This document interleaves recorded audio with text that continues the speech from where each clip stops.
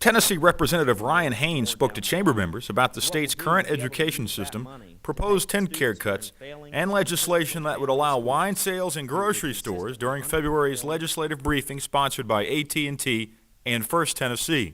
Representative Haynes and fellow legislators recently passed the Tennessee First to the Top Act of 2010, designed to help improve education. It's massive education reform.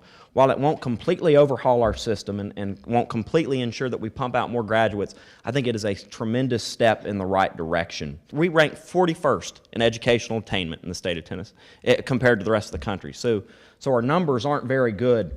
But one of the things that we do right here in the state of Tennessee is we evaluate and collect globs and globs of data. It's called a longitudinal data system, and the rest of the country is very, very envious of that system that we have.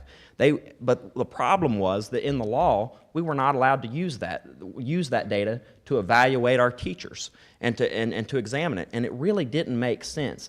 And for years, we had pushbacks from all different kinds of groups. You had the teachers' unions that said, no, we shouldn't be able to do that, the teachers. But I think it's important to do what's right for the students.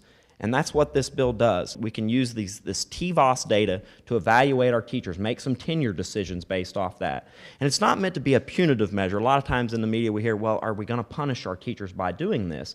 But it's meant to be a tool so that we can help teachers get our students further down the track. Representative Haynes encouraged each area business person to take measures to ensure the continuation of an appointed school superintendent. For several years, the chamber has urged the General Assembly to maintain appointed superintendents. Representative Haynes offered a stern warning to the business community. Right now, the overwhelming majority of emails come in support of a superintendent.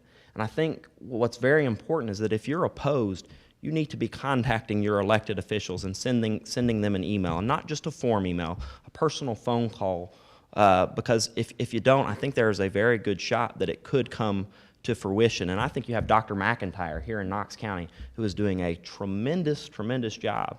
And I've got a feeling that if we went to an elected superintendent, that Dr. McIntyre probably would not put his name up for election and would maybe move on down the line to another school system. So I would encourage each of you all, if you're very passionate about that issue, to please contact your legislators. Representative Haynes also addressed Governor Phil Bredesen's proposed 10 care cuts, saying the removal of $200 million from the program would hurt area hospitals. And I met recently with the University of Tennessee and Mercy Health System, and they said if these cuts go into place, we'll look at shut down our trauma centers and our ERs. And I know a lot of times people use scare tactics to get you worked up, but I believe that is the truth, and I believe that is very, very dangerous and very, very scary, that we're looking at shutting down our trauma centers and our ERs and possibly even our hospitals because they just can't sustain the cuts. Representative Haynes gave an update on legislation being considered that would allow wine sales in grocery stores, but stressed that any such legislation would not pass this session. What we do need to recognize is that there are a group of people out there, small business owners, who have played by the rules.